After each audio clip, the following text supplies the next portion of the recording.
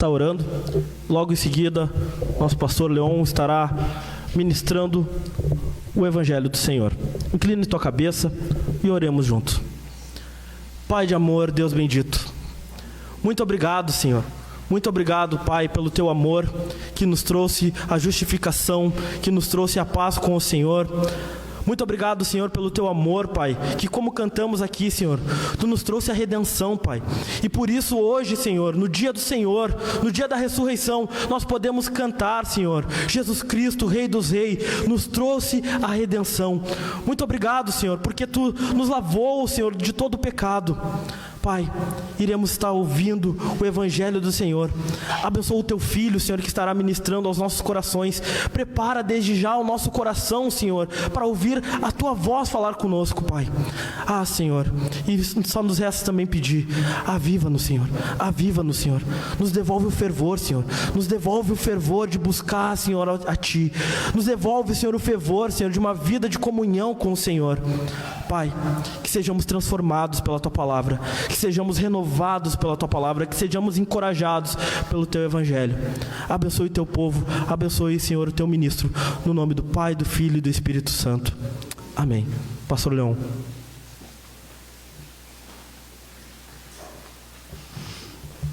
Bom dia, meus irmãos, graça e paz da parte de Jesus. Tome assento, por gentileza.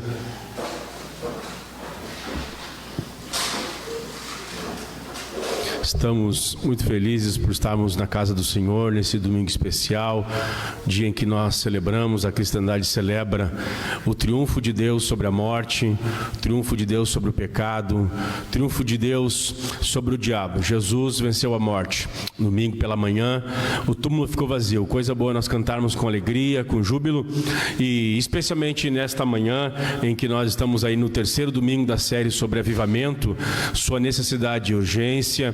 Estamos muito felizes de ver a igreja repleta, na medida do possível, louvando o Senhor com alegria, com força. Isso é muito bom, isso é muito poderoso. Quero convidá-los a abrir a palavra do Senhor no livro de Gênesis, capítulo 26, verso 17 e 18. Gênesis 26, primeiro livro da Bíblia, verso 26, capítulo 26, verso 17. Gênesis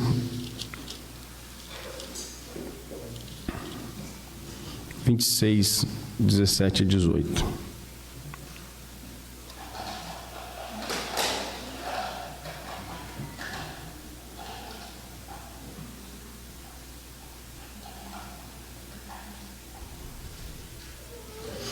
Gostaríamos de dar boas-vindas ao Raul e à Késia, que voltaram de lua de mel. Sejam bem-vindos. A mão do Senhor os conduziu e a mão do Senhor os trouxe.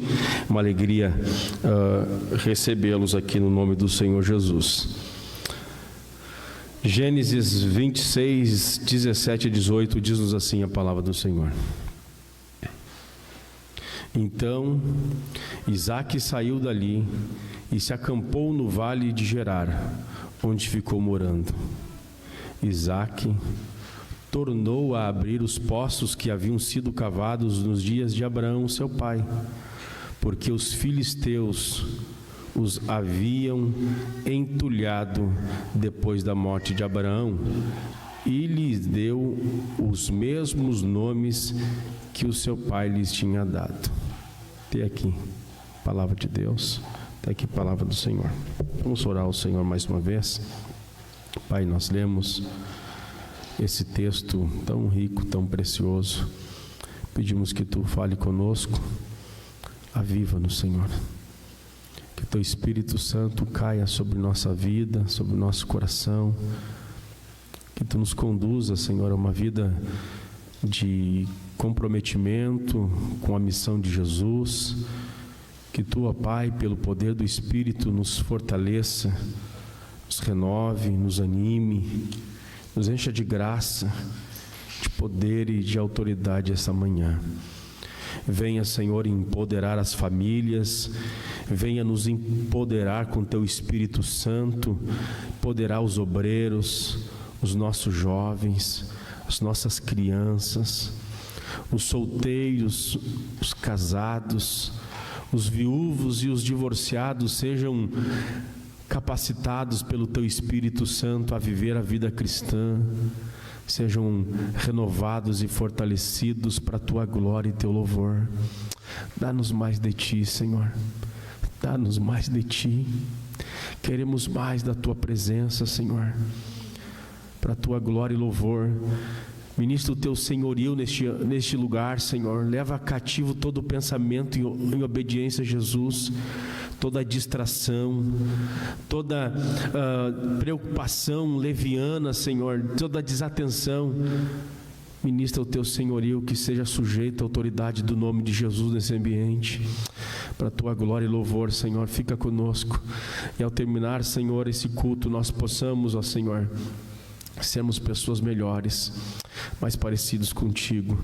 É o que nós te pedimos em nome de Jesus. Amém e amém. Hoje nós vamos estar dando início a uma série de 3 sermões dentro dessa temática avivamento, urgência e necessidade, falando sobre os obstáculos do avivamento. Vou dar início hoje a algumas coisas.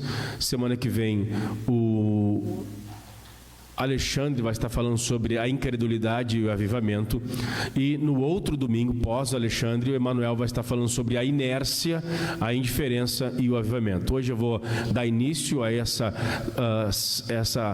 reflexão sobre coisas que atrapalham o despertamento, um reavivamento, coisas que impedem o avivamento numa igreja, ok? Então hoje vamos começar falando sobre obstáculos do avivamento.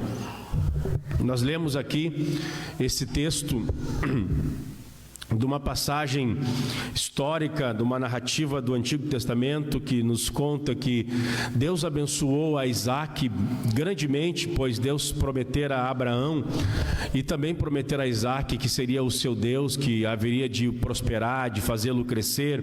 E Isaac cresceu muito, e ele morava na terra de Abimeleque, e Abimeleque então expulsou Isaac da sua terra por inveja, por ciúmes ou por medo de Isaac, do seu crescimento, da sua prosperidade, e ele então volta para Gerar, onde seu pai peregrinou também.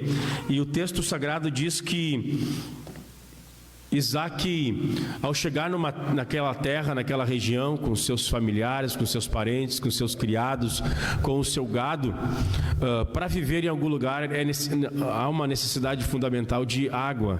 Não tem como viver sem água. É impossível viver sem água. Água é vida. Água é fundamental para a subsistência humana. E para que toda a família e todas as pessoas que acompanhavam Isaac, era necessário que eles encontrassem água. E a sua necessidade urgente, não tinha como ele criar uma expedição e vasculhar a terra, sondar onde é que encontraria água. Ele achou por bem e por bom senso procurar água onde o seu pai achou água. E ele procurou nos poços que seu pai havia aberto para satisfazer a sua sede e também da sua família e da sua prole. A Bíblia diz que Isaac vai lá e abre esses poços. E a Bíblia não apenas diz isso, a Bíblia diz que Isaac, verso 18, tornou a abrir os poços que haviam sido cavados nos dias de Abraão, seu pai, porque os filisteus os haviam entulhados. Isaac chega ao poço, só vê sujeira, só vê pedras, a água está ali, mas ele não está enxergando. E ele vai ter que remover aquelas sujeiras, vai ter que remover aqueles entulhos, para então saciar a sede, a sua sede, a sede dos seus familiares e daqueles que dependiam dele. E é isso que ele faz. Ele vai desentulhar os poços. Falando sobre obstáculos de avivamento, nesses dias que nós vamos falar aí, nesses próximos três domingos pela frente, é só sobre isso. Vamos desentulhar os poços, que é uma verdade espiritual muito interessante sobre isso. Uma vez eu vi uma história num sermão, o pregador dizia sobre um vale lindo e maravilhoso, e no meio do vale havia um jardim muito, muito belo, várias plantas, várias folhagens, as árvores vistosas, bonitas, e um jardineiro, um velho jardineiro, um ancião, que cuidava por anos e anos, aquele jardim. Um dia, aquele velho ficou mal, ficou doente, e se ausentou do seu trabalho de cuidar do jardim. Colocaram uma outra pessoa ali,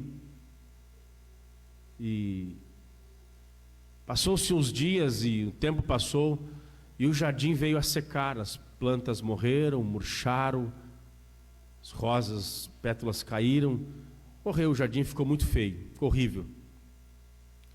Alguém lembrou dos anos dedicados daquele velho que cuidava do jardim, do vale, e chamaram ele.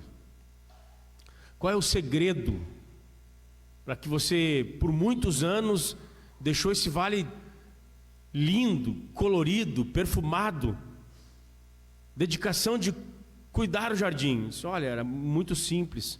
Das montanhas tem uma vertente, tem um córrego, bem fininho, bem estreito, e ele passa pelo jardim. A minha única função, além de podar as plantas e etc e tal, era subir a montanha e no meio da montanha tirar os obstáculos daquele córrego, porque com o tempo caía folhagens, galhos secos, e entupindo aquele veio de água que passa pelo jardim e trazia vida, beleza a essas plantas e essas folhagens. Eu penso que isso tem muito a ver com a nossa vida espiritual, tem muito a ver com o que nós estamos trabalhando aqui.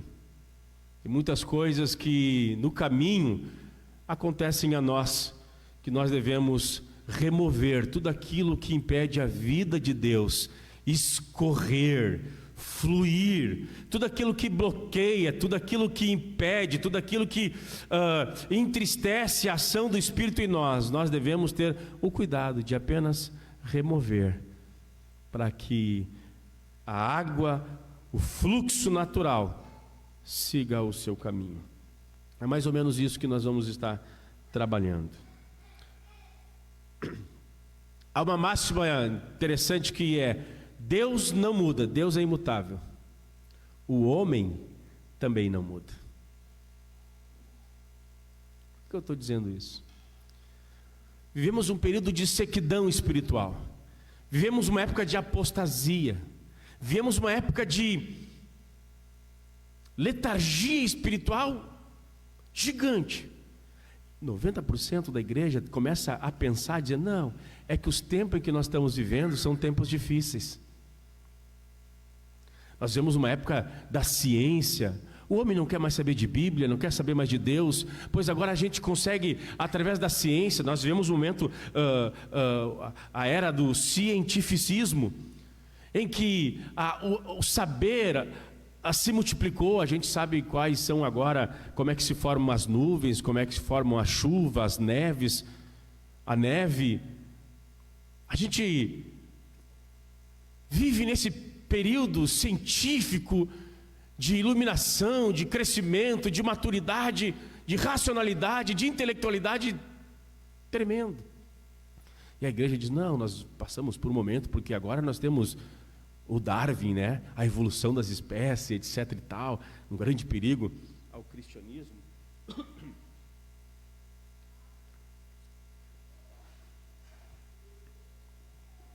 Outros pensam, não, nós estamos frios por causa da tecnologia. Nós temos agora os nossos smartphones, nós temos a internet, nós temos a Amazon, nós temos Netflix, e tem mais 1 milhão de aplicativos para entretenimento, para lazer. E a gente pensa, nós estamos frios, deixamos de orar, deixamos de ler a Bíblia, estamos sem quebrantamento, sem olhos, os olhos secos, sem lágrimas nos olhos, por causa da tecnologia. A tecnologia nos afastou de Deus. Será? 100 anos antes do avivamento do País de Gales, que deu no início do século XX, não havia nada disso. Nada disso, não havia Darwin, não havia a explosão científica ainda, não havia televisão, não havia internet. Os homens eram viciados em jogos de osso, brigas de galo, rinhas de galo. Os homens eram envolvidos com prostituição, com alcoolismo. Eu penso que a gente arranha quando acha que o nosso problema é a tecnologia, é o mundo moderno, científico. Não, meus irmãos. Nosso problema é o pecado. Nosso problema é a iniquidade. Nosso problema é o nosso próprio coração. A gente acha desculpa as mais variadas. A gente dá desculpa para tudo e para todos. Mas se nós formos estudar a história da igreja, a história dos avivamentos, nós vamos ver quando o mundo não tinha toda essa parafernália de tecnologia, sem um avivamento, sem um despertamento, o mundo ainda estava perdido, porque o problema do mundo é a iniquidade, o problema do mundo é uma vida de aniquilação de Deus.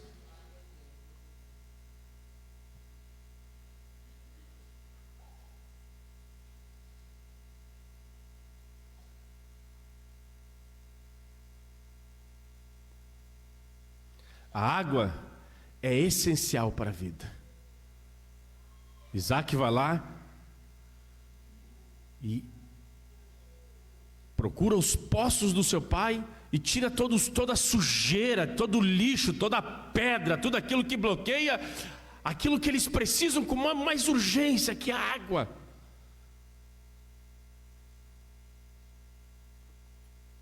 Gostaria então, a partir de agora, falar então sobre quais são os obstáculos do avivamento. O primeiro grande obstáculo que devemos remover, tirar, para que possamos buscar, para que possamos experimentar, para que possamos estar aberto àquilo que Deus há de fazer em nossos corações. O primeiro grande obstáculo é: a igreja não compreende como deveria que sua necessidade primária e a sua necessidade mais urgente é a necessidade de vida. Primeiro grande obstáculo é esse: a igreja não compreende de forma clara como deveria que sua maior necessidade é a necessidade de vida.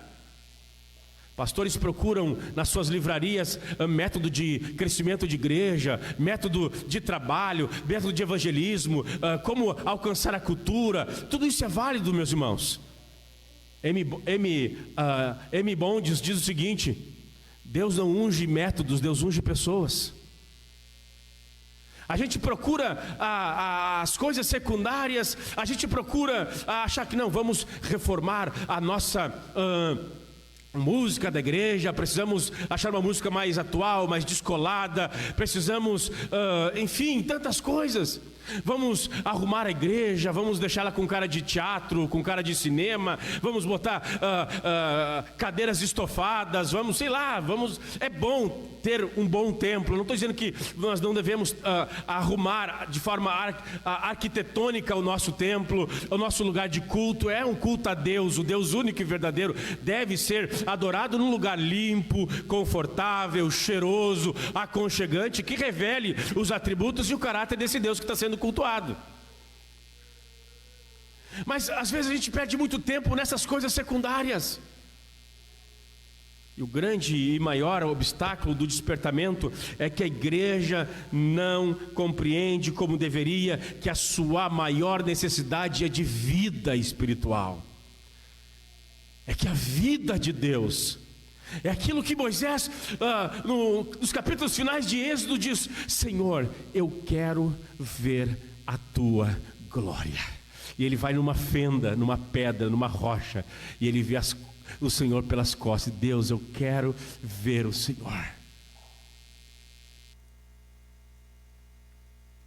A igreja não compreende ou esqueceu que a sua maior necessidade é a necessidade da vida de Deus. Você pode ter riqueza, você pode ter tecnologia. Quando eu olho para nossos aparelhamentos aqui sonoros, eu sei que não são os melhores, desculpa aí, as nossas condições financeiras não são as melhores, os músicos fazem das tripas o coração, eu sei disso, a acústica da igreja não é as melhores, mas quando eu vejo a igreja do século XXI tendo a internet, tendo a tecnologia que tem, tendo essas transmissões ao vivo, e ver que George Miller pregava ao ar livre, e milhões de milhões eram atraídas ao Evangelho. Quando a gente vê John Wesley andando centenas de quilômetros a cavalo para pregar o Evangelho às colônias, aos índios, nós temos avião, cara, que pode nos mandar de um lado ou outro do oceano para pregar às nações que não foram alcançadas. E nós vemos hoje em dia tantas pessoas que não conhecem Jesus. Mais de 2 bilhões, ouça com atenção, 2 bilhões de seres humanos nunca ouviram falar do nome de Jesus. 2 bilhões de pessoas, mais de 4, mais ou menos, em línguas e idiomas, existe mais ou menos 6.000 línguas e idiomas no mundo. Desses 6.000 idiomas e dialetos que existem no mundo, 4.000 não existe sequer uma tradução da Bíblia ou uma porção do Evangelho, nem o nome de Jesus. Esses homens, sem tecnologia, sem a capacidade que tinham, sem os livros que temos hoje, Bíblias de jovem, Bíblia de criança, Bíblia de adolescente, Bíblia do ministro, Bíblia pregador, Bíblia de não sei o que, Bíblia. Nunca tivemos um tempo com tanta Bíblia, mas também nunca tivemos um tempo tanta ignorância teológica, tanta ignorância bíblica. As estantes cheias de Bíblia. Falta cristão que leem de verdade. Necessidade de vida. A igreja não compreende a sua maior necessidade, a sua real necessidade, a urgência que ela tem da vida de Deus, da vida do Espírito. Necessidade que ela tem da vida de Deus, a necessidade que ela tem de poder, a necessidade que ela tem do Espírito Santo. Falta-nos uma ambição santa, falta-nos uma inconformidade santa. Vivemos a época dos protestos, todo mundo quer protestar, todo mundo quer fazer aquilo que o Schaeffer faz. Como é que é? Não é resolução, fugiu a mente. Não, todo mundo quer fazer protesto hoje em dia. Todo mundo quer fazer panelaço. Todo mundo quer determinar ali um artigozinho com as principais leis do pensamento do fulano de tal. E esse é o que nós pensamos. Isso é o que nós cremos. A única inconformidade que não se vê hoje é uma inconformidade espiritual. Esquerda e direita estão inconformados e vão para a rua e protestam. Na economia, na política, na saúde, todo mundo protesta.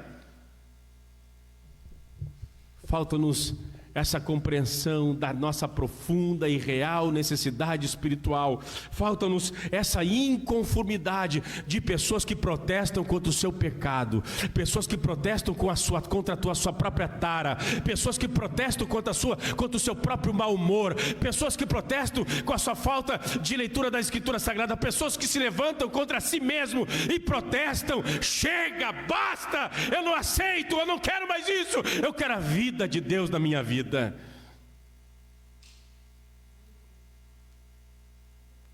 Falta-nos desejo profundo pelo Espírito Santo.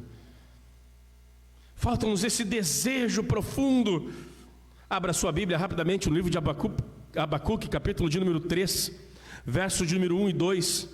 Livro do profeta Abacuque. Muito em breve nós vamos chegar nesse texto aí e vamos expor.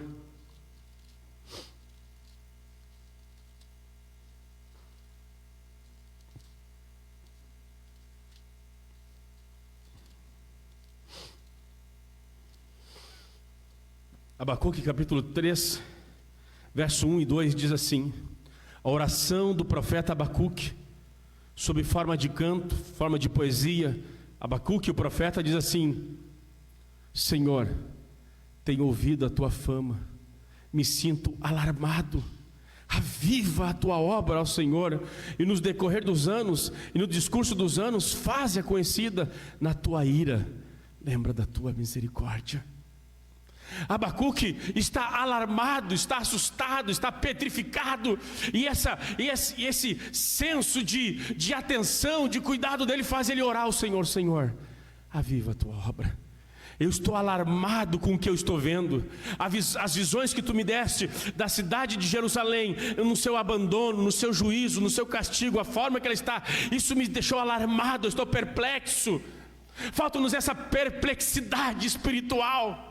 Falta-nos essa perplexidade que, quando se pensou que o mundo passaria por uma crise econômica, está passando, mas muito maior, que as pessoas passariam fome e os mercados seriam salteados. Lembra que no começo da pandemia isso vai gerar uma loucura? As pessoas vão para os mercados e vão saquear, deu um frenesi, as pessoas se alarmaram.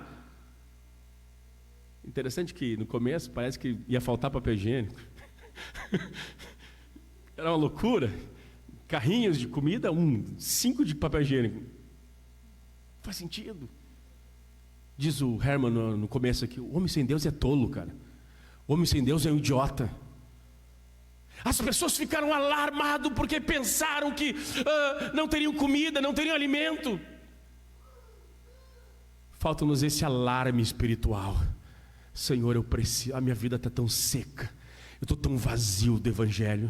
Eu estou tão vazio do Teu Espírito. A gente se choca porque o pastor não veio me visitar, porque o fulano não me cumprimentou. Mas a gente não se choca ficar um dia e se não ouvir a voz doce e meiga do Espírito Santo. A gente não se alarma e não se choca se não ouvirmos a voz de Cristo todos os dias. Tu nunca me ligou, tu não me visitou. E a gente passa semana após semana, mês após mês, sem uma visita de Jesus lá no nosso lar, na nossa casa, e a gente está tudo tranquilo. O primeiro obstáculo do avivamento, falta-nos essa ambição santa, esse desejo profundo, essa vontade profunda, esse alarme, essa inconformidade de Abacuque, essa inconformidade espiritual. Eu vi, Senhor, a tua obra, estou alarmado, estou em choque.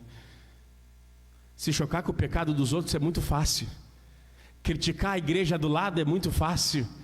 Julgar o pecado dos outros é muito fácil. Deus, pelos lábios do apóstolo Paulo, diz a Timóteo uma coisa muito preciosa: tem cuidado de ti e da doutrina, salvará tanto a ti como aqueles que te ouvem. Nós não fomos convidados para ficar xeretando a vida alheia. Nós devemos nos preocupar com a nossa própria vida. E eu pergunto a vocês aqui esta manhã: como é que está a sua vida espiritual diante de Deus? Esse é o primeiro obstáculo. A igreja não compreende como deveria que a sua necessidade primária, a sua necessidade urgente, é necessidade de vida, mais do que ouro. As pessoas vêm para a igreja porque elas querem casamento feliz, elas querem cura divina, elas querem prosperidade. As pessoas vêm para a igreja como Jesus fosse um garçom cósmico. Está servindo, né? Quem é que vem na igreja porque compreendeu que é um pecador miserável, precisa de perdão e reconciliação com o Senhor? Quem é que vem buscando ao Senhor em humilhação, dizendo: Senhor, eu reconheci que eu mereço a condenação e o inferno eterno, mas Tu és aquela cidade de refúgio que Moisés erigiu, dirigido pelo Senhor, para que aqueles que estão condenados encontrem abrigo, socorro e segurança. Corramos a Jesus, bendito seja o Seu nome.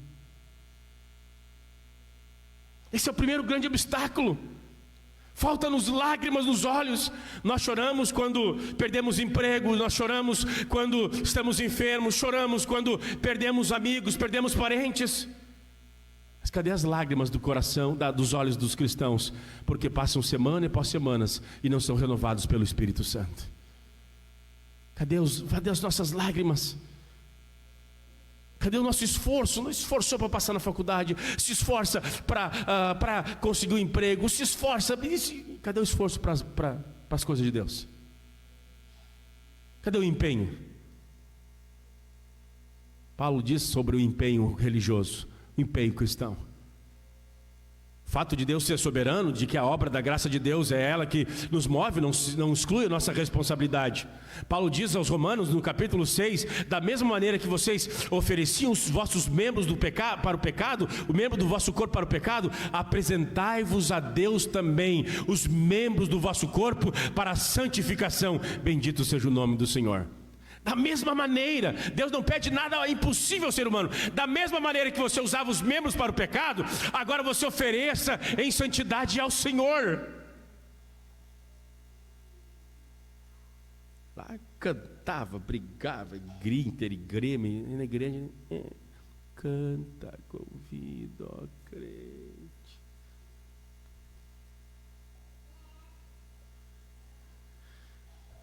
Doce será o seu cantar.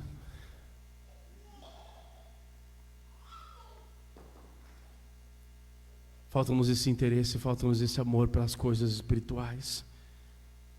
Segundo grande obstáculo do avivamento é impureza doutrinária. Impureza teológica. Como assim, pastor? Avivamento, doutrina, espírito.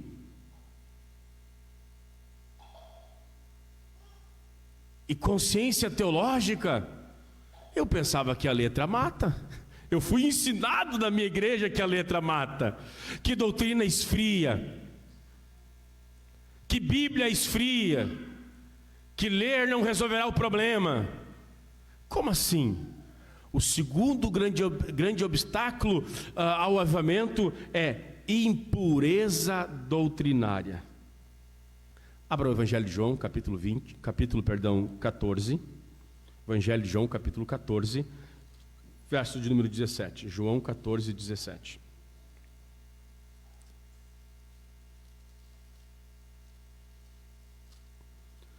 Diz-nos assim a palavra de Deus, João 14, 17. E vamos começar do 15. Se vocês me amam, guardarão os meus mandamentos. E eu pedirei ao Pai, e Ele lhes dará outro Consolador, a fim de que esteja com vocês para sempre.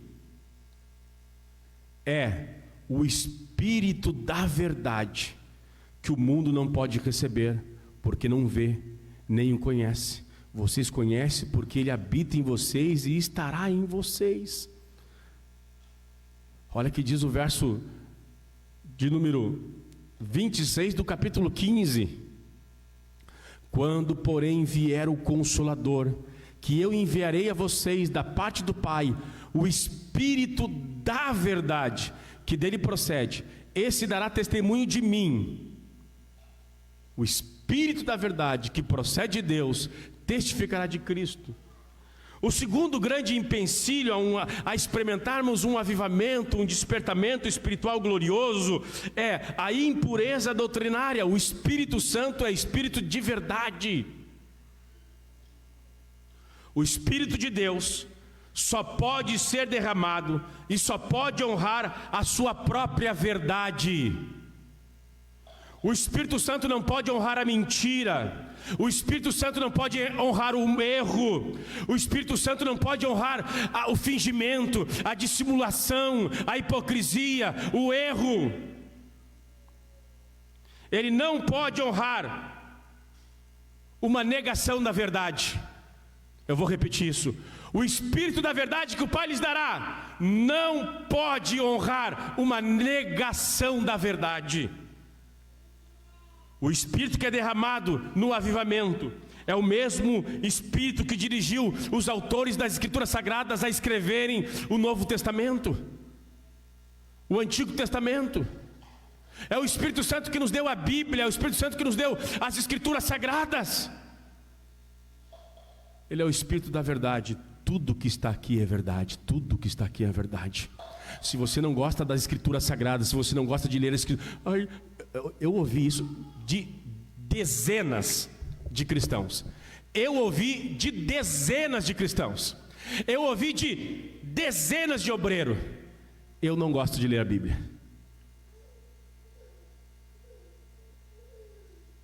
Eu não gosto de ler. Eu oro, eu jejuo, eu vou na igreja, eu dou dízimo, mas eu não gosto de ler. Eu não gosto de ler. Eu não gosto de estudar a palavra de Deus. Eu não gosto. Meu pai, por mais de 53 anos, foi ímpio. Não gostava da Bíblia também. Odiava o Evangelho.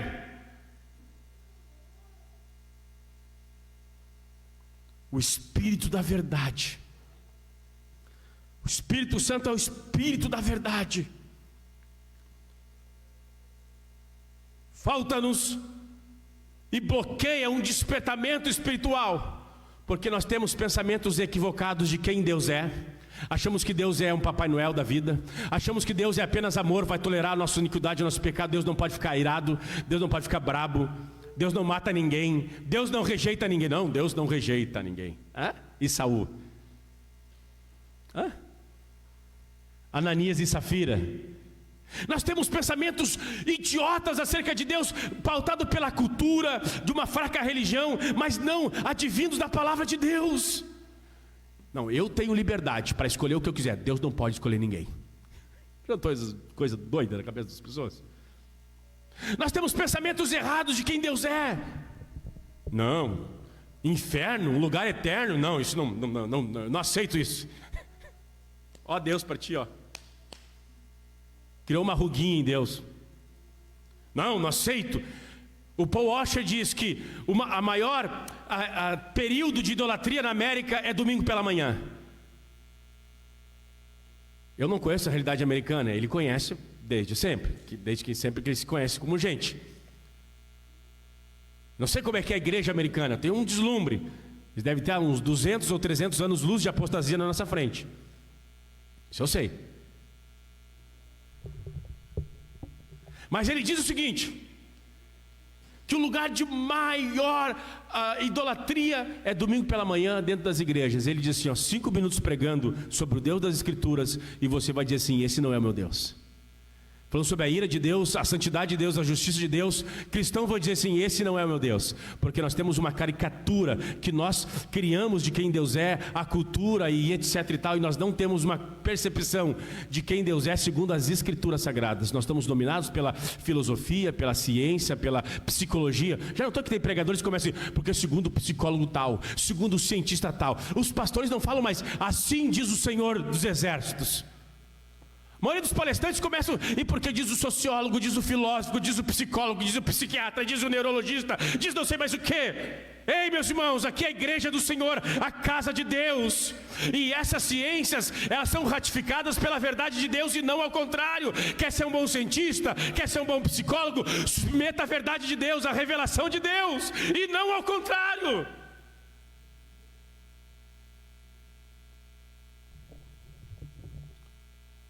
Nós temos ideias erradas de quem Deus é. Nós temos ideias erradas de quem o homem é.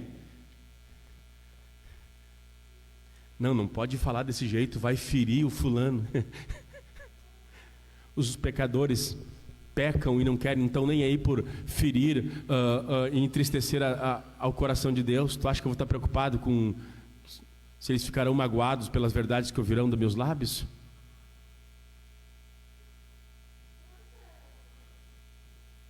Temos ideia errada de quem o homem é. Temos pensamentos errados da obra de Jesus, o que ele fez, o que realizou, quem ele é, as duas naturezas, humana e divina. Há uma confusão no seio da igreja. Deus não abençoa a mentira. Se você tem ideias erradas, equivocadas, tortas de quem Deus é, se você não tem base teológica fundamentada nas Escrituras Sagradas de quem Deus é aquilo que Ele diz ser nas Escrituras Sagradas. O Espírito de Deus é um Espírito de verdade. Abra rapidamente João capítulo 8. Volta aí uns capítulos anteriores, vocês que estão no capítulo 14 e 16. João capítulo 8, verso 42 e 43, ao 47. 8, 42 ao 47 diz assim: Jesus disse: se Deus fosse de fato o Pai de vocês, certamente me amariam, porque eu vim de Deus e aqui estou, pois não vim de mim mesmo, mas este me enviou. Porque vocês não compreendem a minha linguagem? É porque vocês são incapazes de ouvir a minha palavra. Vocês são do diabo, que é o pai de vocês, e querem satisfazer os desejos dele. Ele é assassino desde o princípio e jamais se afirmou na verdade, porque nele não há verdade. Quando ele profere mentira, fala do que ele é próprio, porque é mentiroso e pai da mentira. Mas porque eu digo a verdade, vocês não creem em mim. Quem de vocês me convence de pecado? Se digo a verdade, por que não creem em mim? Quem é de Deus ouve as palavras de Deus. Por isso vocês não me ouvem, porque não são de Deus. Verso de número 44 de novo. Vocês são do diabo, que é o pai de vocês, e querem satisfazer os desejos dele. Ele foi assassino desde o princípio. Ele jamais se firmou na verdade, porque nele não há verdade. Quando ele profere mentira, fala do que ele é próprio, porque é mentiroso e pai da mentira.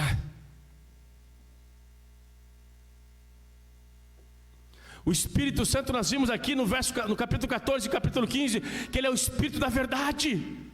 Jesus olha para os judeus que rejeitaram a verdade da palavra de Deus, a Torá, a lei, os profetas e os salmos acerca dele. Eles rejeitaram, e Jesus identifica qual é a razão, qual é a origem da rejeição dos judeus para com a sua verdade. Vocês têm outro pai.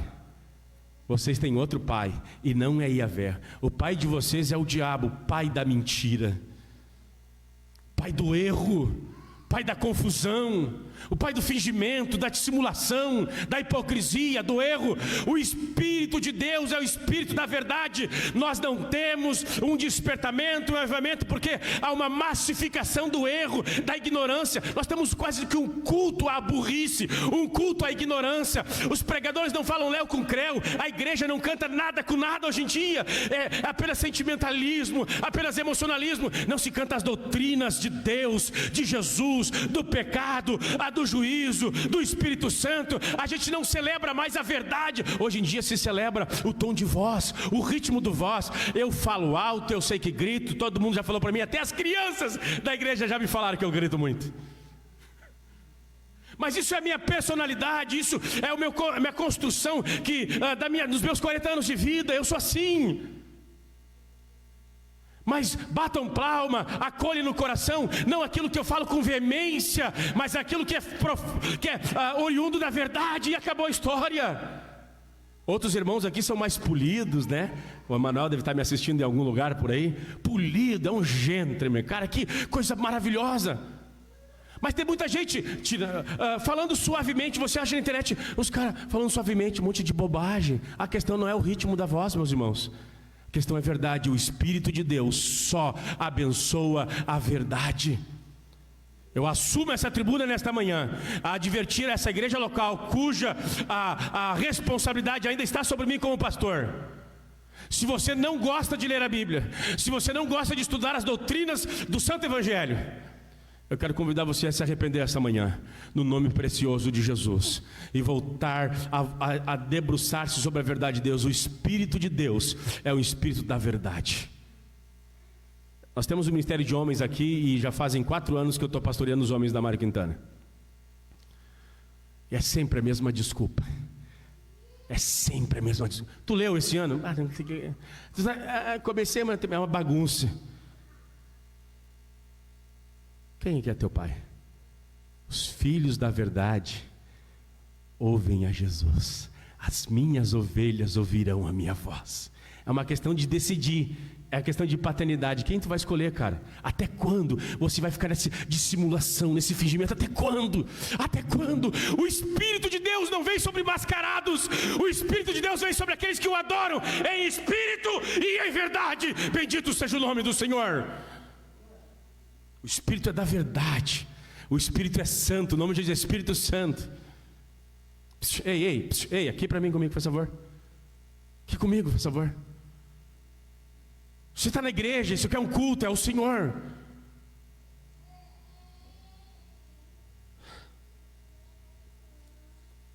Terceiro e último obstáculo, pronto, já está, 10h13, já está na hora de terminar. Terceiro obstáculo que impede nós vivemos um despertamento espiritual Eu sei que alguém está chocado agora, mas como assim? Eu aprendi a vida toda que letra mata, que doutrina não é importante. Não é doutrina importante, tu vai ver. Idolatria não é apenas adorar o Deus errado. Idolatria é adorar o Deus verdadeiro de forma errada. E como é que eu tenho pensamentos verdadeiros acerca de Deus? Ele nos deu um santo livro. O Espírito da verdade inspirou toda a Escritura, é divinamente inspirada. Terceiro e último obstáculo. Semana que vem vocês vão falar sobre incredulidade e o avivamento. Terceiro grande obstáculo do despertamento: um amor desordenado pelo mundo. Um amor desordenado pelo mundo. Romanos capítulo 12, versos 1 e 2. Romanos capítulo 12, verso 1 e 2. Diz-nos assim a palavra de Deus: portanto, irmãos, Paulo escrevendo, irmãos, conversa com irmãos, pelas misericórdias de Deus, peço, não ordeno, ele era um apóstolo, ele podia ordenar, mas ele é todo gentil, todo meigo, peço que ofereçam o seu corpo como sacrifício vivo, santo e agradável a Deus. Este é o culto racional de vocês. E não vivam conforme os padrões deste mundo, mas deixem que Deus os transforme pela renovação da mente, para que possam experimentar qual é a boa, agradável, perfeita vontade de Deus. Alguém já falou isso e falou tão bem que eu não posso nem fazer diferente e vou repetir. O que acontece nos domingos pela manhã, domingo à noite, terça-feira à noite, quando a igreja se reúne, é a celebração. A igreja celebra publicamente, de forma conjunta, adora ao Senhor.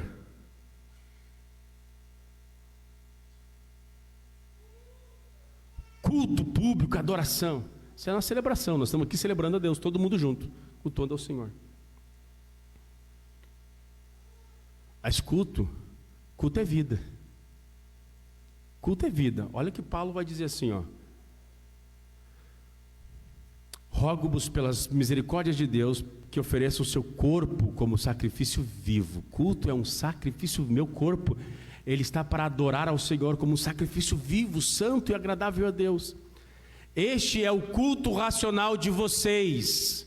Culto racional de vocês. Não vivam conforme os padrões deste mundo, mas deixem que Deus os transforme pela renovação da vossa mente. Culto, na mentalidade do apóstolo Paulo, é a vida. A minha vida como um sacrifício vivo, santo e agradável a Deus. Muitas celebrações estão sem vida, porque as vidas deixaram de ser um culto. As vidas. Culto não é apenas aquilo que acontece no domingo pela manhã. Culto é aquilo que acontece de segunda a sábado. Rogo-vos pelas compaixões de Deus que apresente o vosso corpo como sacrifício vivo, santo, separado, santificado, dedicado a Deus, puro, limpo. Essa é a ideia. Porque nos falta poder, dinamismo, força no domingo pela manhã. Vive que nem escravo durante a semana toda. Quem é que é o Senhor dos teus olhos? Quem é o Senhor dos lábios? O Senhor Jesus diz assim, ó: a boca fala que o coração está cheio. Um amigo meu botou assim na timeline dele. O histórico da internet, o histórico lá, sabe o histórico de navegação? Revela do que o coração está cheio. E se o teu histórico fosse colocado aqui, nesse telão? E se o teu histórico de navegação fosse colocado ali, publicamente ali? Já pensou nisso? Como é que está o nosso coração?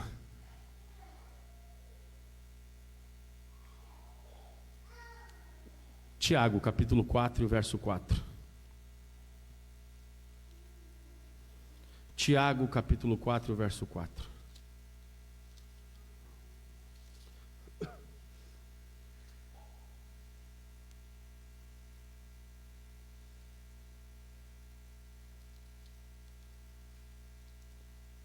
Olha o que diz o texto.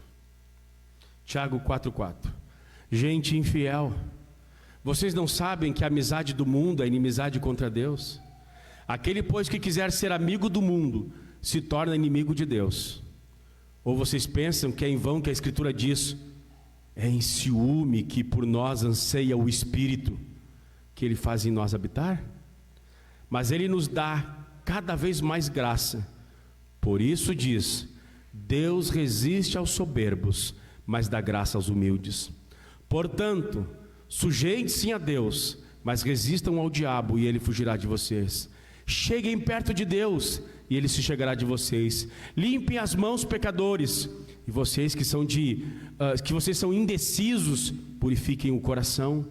Reconheçam a sua miséria, lamentem, chorem, que o riso de vocês se transforme em pranto e que a alegria de vocês se transforme em tristeza. Humilhem-se diante do Senhor e Ele os exaltará. Vocês não sabem que a amizade do mundo é inimizade contra Deus? Aquele, pois, que quiser ser amigo do mundo, se torna inimigo de Deus. Isaac foi aos poços do seu pai Abraão e desentulhou. Nós estamos esvaziados de Deus, porque estamos cheios de muita outra coisa. Estamos exauridos de Deus,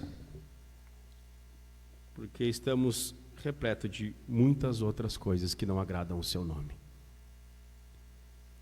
O amor desordenado por este mundo, o amor desequilibrado por este mundo, é a causa de estagnação de muitos homens na igreja.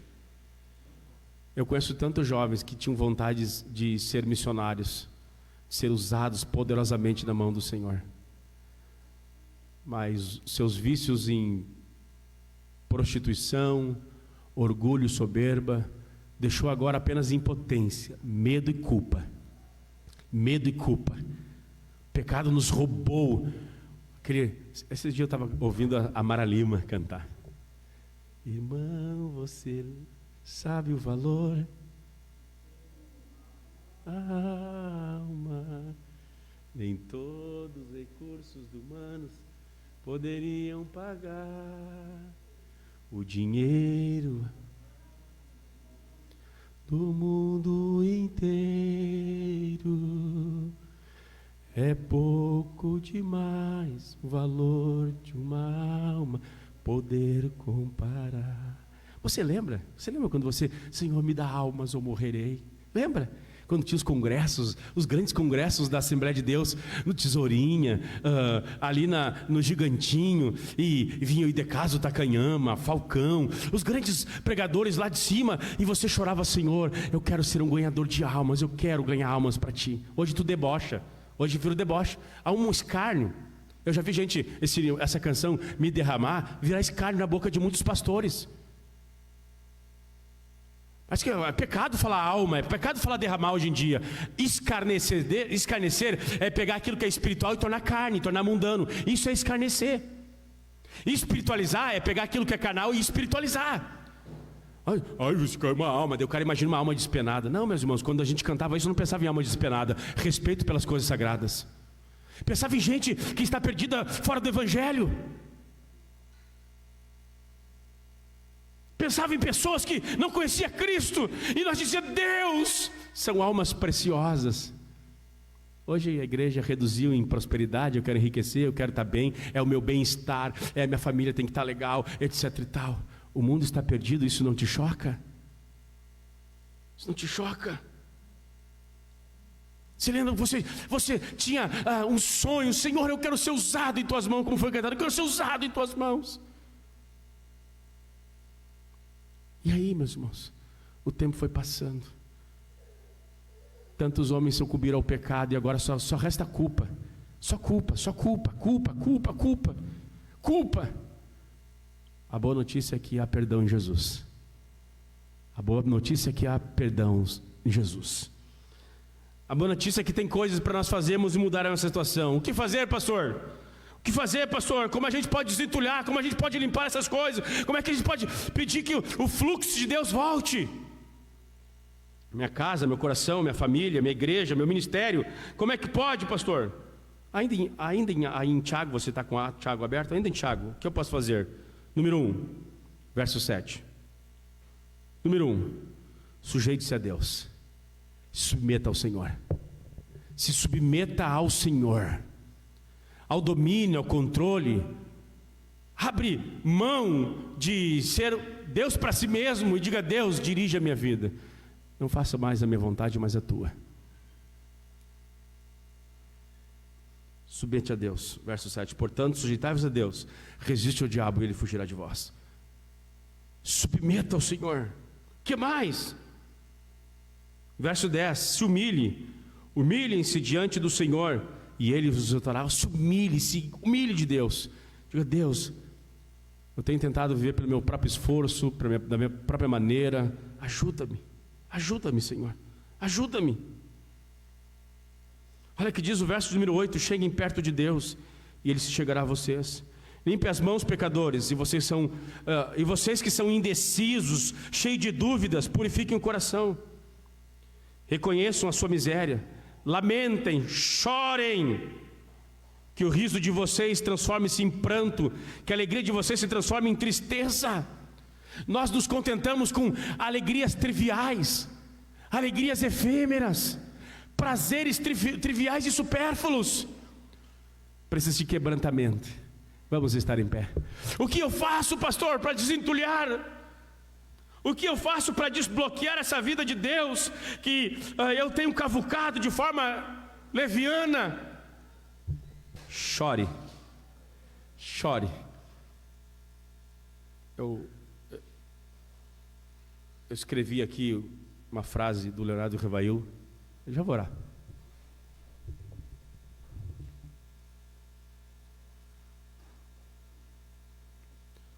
Preste bem atenção. Revail diz assim, numa das centenas de coisas preciosas que ele fala no seu livro Por que tarde o Planejamento, ele diz assim: irmãos, precisamos nos envergonhar de não sentir vergonha. Precisamos chorar por não termos mais lágrimas.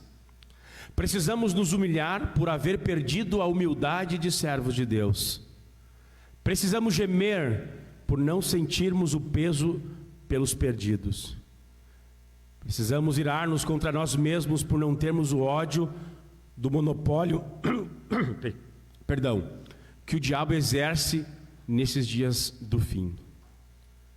Precisamos nos punir pelo fato de o mundo estar dando tão bem conosco que nem precisa perseguir-nos mais. Somos tão amiguinhos. Nós temos espaço até na Globo. Como é que é? Estrelas famosas, como é que é? Aquele show que os cantores vão lá. Festival que tem lá de música gospel que a Globo apresenta. Festival Promessa. Eles nos aplaudem. O mundo nos aplaude, cara. O mundo nos aplaude. Nós precisamos chorar. Sabe por que você não está tendo resistência? Eu vi um folhetinho, Coração Humano, bem antigo, faz um desenho assim. Tem muito cristão de mão dada com Satanás e a vida dele está sempre bom. Só vai, isso é uma maravilha. É porque ele está do lado a favor dos seus adversários. Procure se voltar em oração. É difícil orar? Eu não estou que é difícil orar, porque o diabo sabe que quando nós oramos, nós estamos conectados com o Senhor, e quando nós estamos com uma vida conectada com o Senhor, nós somos uma ameaça para o reino das trevas. Vamos orar ao Senhor. Quantos querem chorar comigo? Eu estou inconformado com a minha vida. Eu olho para mim, olho para a maneira que eu sou marido, olho para a maneira que eu sou pai, olho para a maneira que eu sou pastor, e vejo quantos anos-luz eu estou afastado do ideal de Deus. Preciso chorar mais. Eu preciso orar mais. Quem mais quer fazer isso comigo? Coloque-se em oração, fecha os olhos. Ninguém vai para o banheiro agora, por favor. Por amor de... Você ama Deus? Então, pelo amor de Deus, não saia para ir para o banheiro. Nós vamos orar junto. Vamos nos humilhar diante do Senhor. Nós temos um problema aqui do tamanho de Deus, só Deus pode solucionar. Nosso problema é do tamanho de Deus.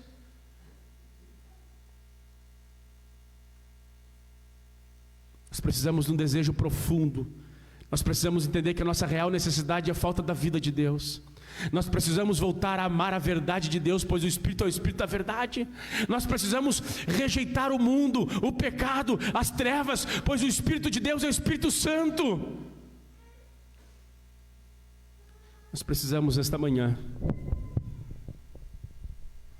semelhante ao profeta Isaías, dizer: Senhor, ai de mim, que estou perecendo. Não apenas habito no mundo de pessoas impuras, mas eu tenho impuros lábios. Toca os meus lábios, santifica o meu coração. Quantos estão inconformados da maneira que estão testemunhando de Jesus? Quantos estão inconformados da maneira que você adora em casa? O teu devocional, o teu culto do lar, o culto doméstico, você está feliz da forma que está acontecendo? Tua profissão, teu trabalho, você faz murmurando, reclamando, ou você dá ações de graça? O meu trabalho Deus me deu, obrigado, Senhor. Você reclama do seu marido 24 horas, da sua esposa 24 horas, seus filhos, você olha como sempre um empecilho. É que você tem vivido a vida doméstica. Paulo diz assim, que os homens nos considerem ministros, embaixadores de Cristo. O mundo tem que olhar em nós e ver em nós que nós representamos a Jesus de Nazaré. A tua esposa vê você como um ministro de Jesus, um embaixador de Jesus? O teu esposo vê em você como ministro de Jesus, a tua esposa vê você como um servo de Jesus, que não fala por si mesmo, mas que representa a obra de Cristo na face dessa terra. Vamos orar ao Senhor. Pai santo e eterno, Tu tem nos convocado, Senhor, a mudanças radicais e profundas. Em nós não há força, em nós não há mérito, em nós não há poder suficiente, Senhor, mas nós nos humilhamos, nós humilhamos diante de Ti, Senhor. Coração nos quebranta novamente, Senhor, nos faz sensível. O tempo nos enrijeceu, o tempo nos endureceu.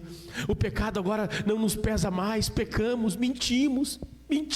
Quantos cristãos, Senhor, mentem e não pesa mais o coração, Senhor. Fleteio no ônibus, fleteio no trabalho, Senhor, isso não lhe compunge mais o coração. Espírito da verdade, todo espírito imundo, todo espírito de engano, todo espírito de escravização, nós te pedimos, Senhor, liberta o coração dos teus filhos. Ó Senhor, venha sobre essa igreja esta manhã, venha sobre esse santuário aqui esta manhã. Ó Deus, as palavras obscenas, as palavras impuras, Senhor, as atitudes erradas, Senhor, que praticamos e não nos quebranta mais, não pesa mais o nosso coração. Te pedimos perdão, Senhor, te pedimos perdão, Senhor, te pedimos perdão, Senhor, te pedimos perdão.